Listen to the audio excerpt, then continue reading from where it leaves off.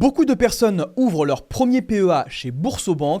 Néanmoins, les jeunes investisseurs ignorent certains paramètres indispensables et leur coûtent beaucoup d'argent. Et surtout qu'un PEA, tu ne le choisis pas pour seulement 6 mois, mais bien pour 10, 20, voire 30 années. Et il se peut que celui de Boursorama ne soit pas du tout adapté pour toi. Et dans cette vidéo, cher investisseur, est-ce que le PEA chez Boursorama est un bon PEA? Je vais te donner mon avis dans cette vidéo. Attention, spoiler, si tu débutes, mon avis va te surprendre. Donc reste bien jusqu'à la fin de cette vidéo puisqu'on va découvrir tout ça. Premièrement, dans le sommaire, c'est la liste complète du PEA mis à jour pour 2026. Qui est Boursorama? Ensuite, on va voir les règles et les cadres du PEA assez rapidement, c'est pas le but de la vidéo. Les frais et les différentes formules, Boursomarket et les ETF, les points forts, les limites, les contraintes, le comparatif entre les courtiers, justement, on va voir aussi le profil d'investisseur, c'est-à-dire à qui s'adresse cette offre, le récapitulatif ensuite synthétique, et on va voir ensuite voilà le service client, etc., etc. Bien sûr, je préfère mettre un gros disclaimer, aucune collaboration, aucun sponsoring n'a été fait sur cette vidéo par rapport à Boursorama. C'est un avis entièrement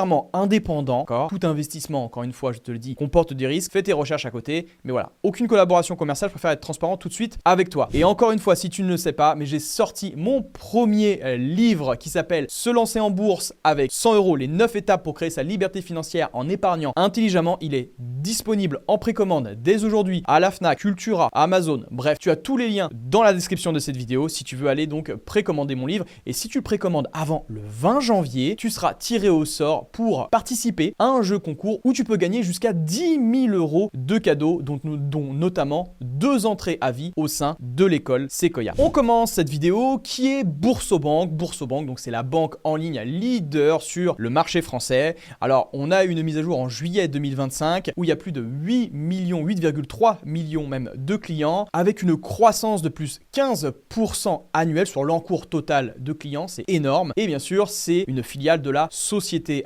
Générale. Donc, ça reste très, très intéressant et bien backé derrière. Et c'est surtout aussi, Boursorama, que tu le connais, c'est un écosystème qui est complet où tu peux avoir ton compte courant vraiment avec une carte gratuite. Donc, ça reste très intéressant. Il n'y a pas de tenue de compte, etc. Et tu peux avoir aussi livret A, etc. Assurance vie. Tu peux donc aussi ouvrir ton PEA, PEA PME, ton compte titre ordinaire. Tu peux faire un crédit immobilier. Bref, c'est vraiment un écosystème géant où tu peux vraiment ouvrir tout ce que tu souhaites d'un point de vue financier. D'ailleurs, dis-moi en commentaire, toi, si tu as ouvert un compte PEA chez Boursorama et si cette vidéo, bien sûr, t'intéresse. Et également, pense à t'abonner à cette chaîne et à laisser ton plus beau pouce vert au sein de cette vidéo pour soutenir la chaîne de Sequoia. Ensuite, on va voir donc le PEA chez Boursorama, les règles et le cadre fiscal en 2026. Donc, bien sûr, comme tout le PEA, en 2026, ça n'a pas changé depuis 2014. C'est-à-dire qu'on est à 150 000 € de plafond de versement. Les intérêts et les dividendes peuvent être dépassés. Le cumul de PEA plus PEA PME ça peut faire 225 000 de versement uniquement. Donc, ça reste très intéressant. Cependant, la fiscalité, c'est encore en cours, d'accord? Ça n'a pas été publié dans le journal officiel. Mais en gros, on va se tendre vers 18,6% de prélèvements sociaux donc après 5 ans. Bien sûr, il n'y a pas d'impôt sur le revenu après 5 ans, d'accord? Tu gommes ça. Mais par contre, tu seras toujours imposé à 18,6 au lieu de 17,2 si la nouvelle loi passe également et si vraiment est affiché officiellement dans le journal officiel. Avant 5 ans, cependant, eh bien, ton compte sera clôturé. Bien entendu, si tu retires ton argent avant les 5 ans de ton PEA, c'est clôturé et donc tu peux être imposé, tu seras imposé à flat tax à hauteur de 30%, mais avec le changement, ça peut potentiellement augmenter à 31,4%. Donc, il faut faire attention. Également, si tu le sais, j'en passe brièvement, mais le PEA, c'est un univers d'investissement où tu peux investir sur des actions françaises, européennes, utiliser des ETF éligibles au PEA où tu peux même répliquer, où tu peux même t'exposer, sur les marchés américains. Tu peux investir sur des OPCVM, des titres, des PME, etc. Bref, c'est assez large. Donc, j'aimerais juste revenir par rapport à au nouveau cadre fiscal, justement, on y est, donc on va profiter aussi sur Boursorama. Mais voilà, en fait, ce qui augmente, tu vois, c'est la CSG. On passe de 9,2% à 10,6%. Donc, bien sûr, attention, ce n'est pas uniquement chez Boursorama, d'accord? C'est aussi sur tous les PEA, d'accord? C'est une réglementation, française. Et donc là, tout le monde y passera. Donc voilà, je tenais juste, c'est pas un point noir sur Boursorama, c'est sur tous les PEA. Donc voilà, ensuite les CRDS, la CRDS, ça ne bouge pas. Et le prélèvement de solidarité, ça ne bouge pas non plus. Et donc c'est pour ça qu'on passe de 17,2 à 18,6 puisqu'il y a la hausse de la CSG. Le service client et les différents avis sur Boursorama. Alors, ce qui a été les points forts qui sont appréciés apprécié, c'est la réactivité qui est plutôt correcte, notamment avec le service client qui répond plutôt rapidement aux demandes courantes et de gestion de compte, donc ça reste plutôt agréable, notamment quand tu compares par rapport à Trade Republic où le service client peut être très perfectible. Là, c'est bon. L'interface et l'app mobile, cependant, je trouve qu'il est, alors, il est régulièrement cité comme l'un des meilleurs du marché. Je trouve pas vraiment.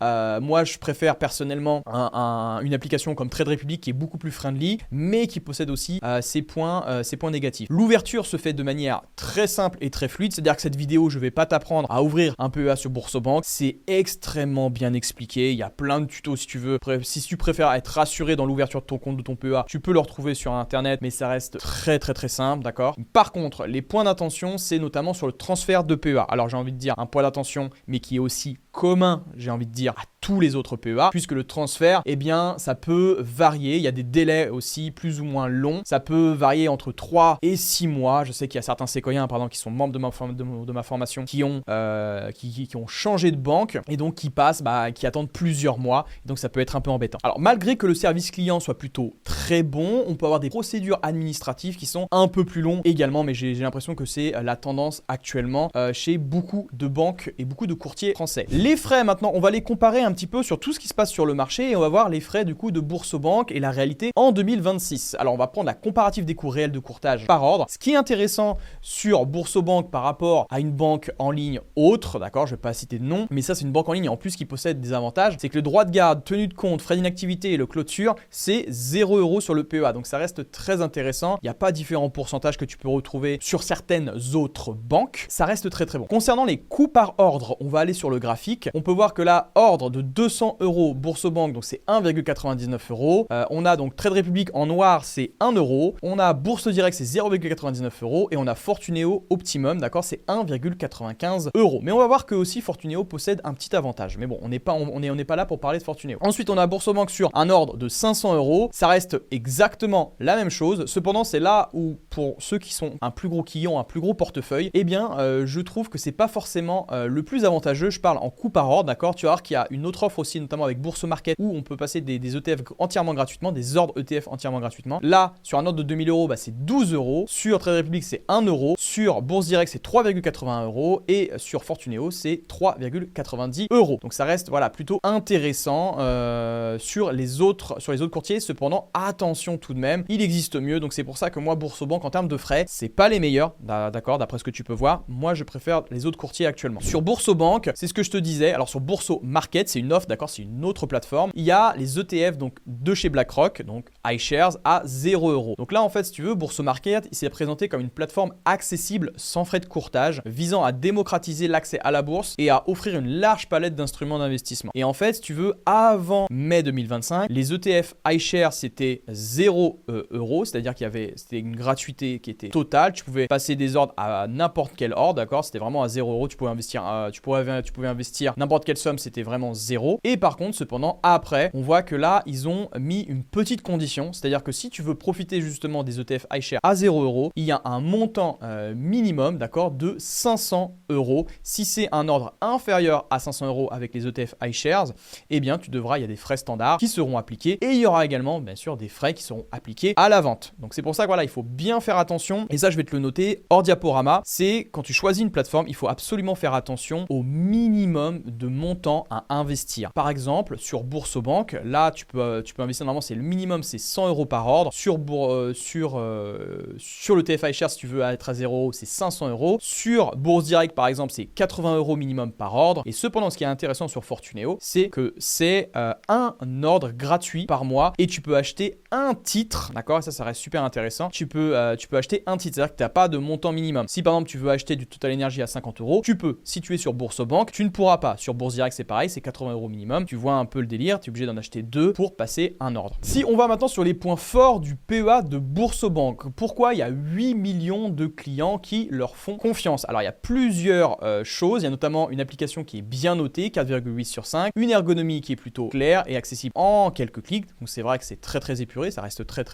professionnel. L'intégration bancaire complète, et ça, c'est super intéressant aussi. Quand tu as vraiment tout sur une seule plateforme, tu peux avoir ton compte bancaire, ton livret A, tu peux aussi investir sur ton PEA, sur ton CTO. Bref, ça reste très très intéressant. Tu as aussi l'offre, donc ça c'est un point faible, mais aussi un point fort, c'est que tu as quand même des ETF avec 0 € de frais si tu passes par la gamme iShare. Et donc sans frais de courtage à l'achat, ça reste très intéressant si tu fais uniquement des ETF, d'accord, sur les offres, bien sûr, iShare. Bien sûr, il y a 0 frais fixes et récurrents, c'est-à-dire il n'y a pas de droit de garde, pas de frais de tenue de compte, pas de frais d'inactivité sur le PEA. Ça reste super intéressant. Et en 5e point, c'est 100% en ligne. Donc ça va extrêmement rapidement. Il y a moins de paperasse, il y a moins de tout ça. C'est super bon. Par contre, cependant, on va maintenant désormais sur les limites. Je t'ai flouté, d'accord, point par point. La première limite, c'est le minimum d'ordre de 100 €. En effet, ça c'est hors Bourso Market, d'accord? C'est Bourso Market. C'est une autre offre. Et en fait, si tu veux, sur n'importe quelle action, par exemple, comme je te l'ai dit tout à l'heure, tu es obligé de faire un montant minimum, passer un ordre de 100 € minimum. Pour les actions individuelles ou les ETF hors sélection que je te parlais justement avec l'ETF iShare, c'est impossible d'investir de plus petites sommes, par exemple 50 €.